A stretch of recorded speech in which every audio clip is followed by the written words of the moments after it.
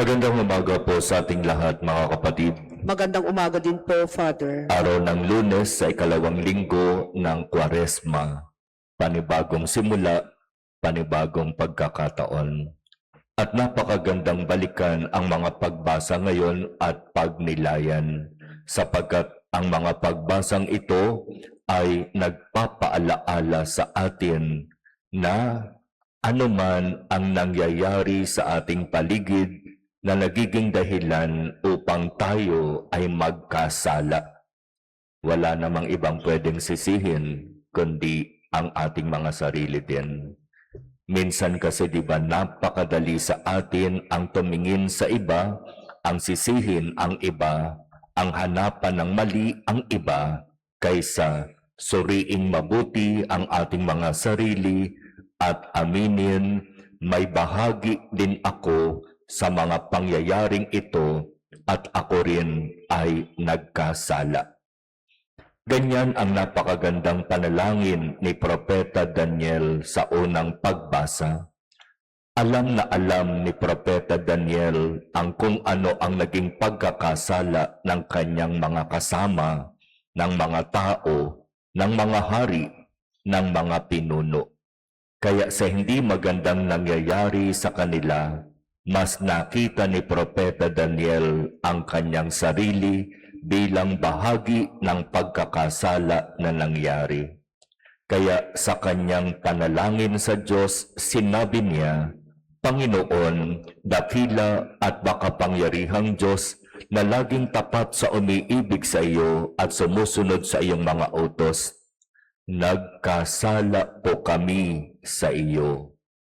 Nagpakasama kami at sumuway sa iyong mga tuntunin at kautusan. Hindi kami nakinig sa inyong mga isinugo upang kami paalalahanan. Mas pinili namin ang sumuway kaysa sumunod. At idinagdag pa niya, Panginoon, ikaw ay laging nasa matuwid at kami ay laging nasa kasamaan. Kung ganito lamang sana ang magiging laman ng ating panalangin, may malaking pag-asa tayo na tayo ay kahahabagan at pakikinggan ng Diyos. Napakahirap kasi kapag ang nangyayari, sila ang may sala, ako ay wala. Sila ang masama, ako ang mabuti. Sa ganyang pananaw, walang mangyayaring pagkakasundo. Sa ganyang kaisipan at pananalita, malabong makamit ang pagkakaisa. Kapag ang mismong nagsasalita, sinasabi niya sa kanyang sarili, wala akong kasalanan. Napakahirap ang ganitong sitwasyon, mga kapatid, sapagkat sa harap ng Diyos, lahat tayo makasalanan. Naalala ko dito sa panahon ng kumpisalan, isang kapatid ang lumapit para magkumpisal at sinasabi niya, Father, pwede po bang ipanalangin ninyo ang aking asawa? Ate, nasa kumpisalan po tayo. Kasalanan po ang dapat ninyong sabihin. Father, ano ba ang kasalanan ko? Wala akong maisip na kasalanan. Bakit ka nandyan? Hihingi po ako ng dasal para sa asawa ko. Sayang naman ang pagkakataon, kumpisalan po ito. Wala man lang ba kayo kahit isang kasalanan na sasabihin? Wala po akong maisip, Father. Ang alam ko, wala akong kasalanan. Ate, palitan mo na si Mama Mary doon. Ikaw nang umakyat doon kasi wala ka palang kasalanan.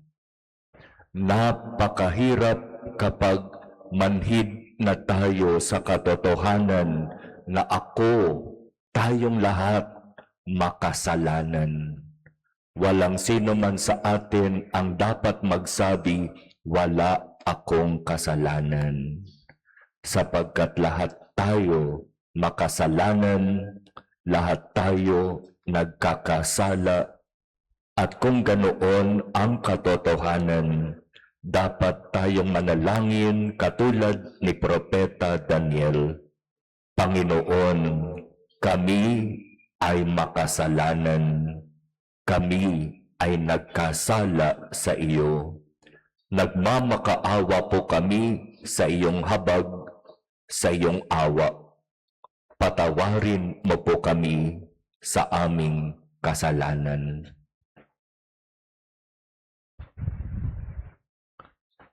Amen.